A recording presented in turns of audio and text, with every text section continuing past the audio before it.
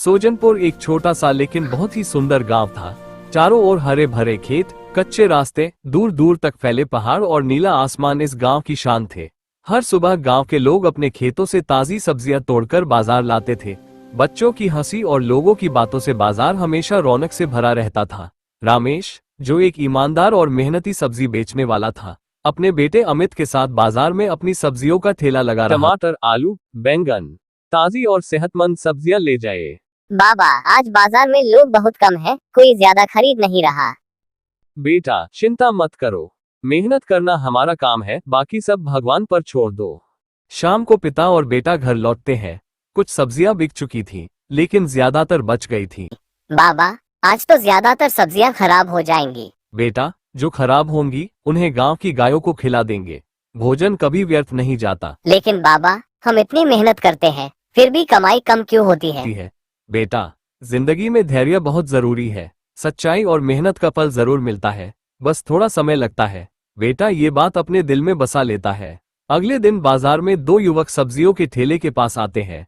वे सब्जियों को ध्यान से देखते हैं। सब्जियां तो बहुत ताजी हैं, लेकिन खरीदने के लिए पैसे नहीं है। हमें कोई न कोई चाल सोचनी पड़ेगी। दोनों बुरी नीयत लेकर वहां से चले जाते हैं, लेकिन सब्जी बेचने वाला और उसका बेटा सच्चाई के साथ अपना काम करते रहते हैं। एक दिन अमित सब्जियां लेने जंगल की ओर जाता है। वहां उसे एक घायल बंदर दिखाई देता है। बंदर कमजोर आवाज में, मेरा नाम गुड्डू है, मैं कई दिनों से भूखा हूँ। अमित तुरंत, डरो मत गुड्डू, मैं तुम्हें खाना दूंगा। अमित अपनी थैली से सब्जियां निकालकर गुड्डू को देता है। गुड्डू खुशी से, तुम बहुत अच्छे हो, मैं यह एहसान कभी नहीं भूलूंगा।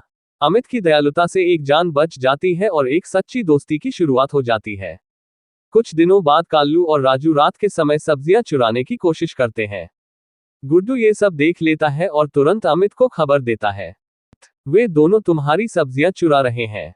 अमित, हम चोरी नहीं होने देंगे, लेकिन बदला भी नहीं लेंगे। हम सच्चाई का रास्ता अपनाएंगे। इसके बाद अमित और गुड्डू दोनों गांव के सरपंच के पास जाते हैं।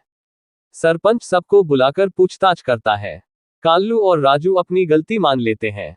सरपंच, चोरी एक बड़ा पाप है। तुम दोनों को गांव छोड़ना होगा ताकि दूसरों को सबक मिले।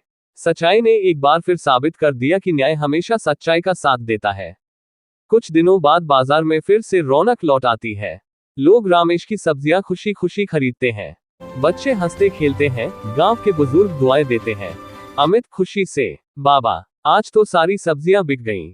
रामेश आंखों में आंसू, मुस्कान के साथ, बेटा, यही सच्चाई और मेहनत का इनाम है। गुड्डू रोज आता है, सब्जियां खाता है और बच्चों के साथ खेलता है।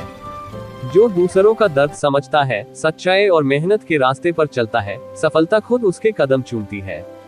और इस तरह सोजनपुर एक बार फिर खुशहाल और खुशियों से भरा गांव बन गया।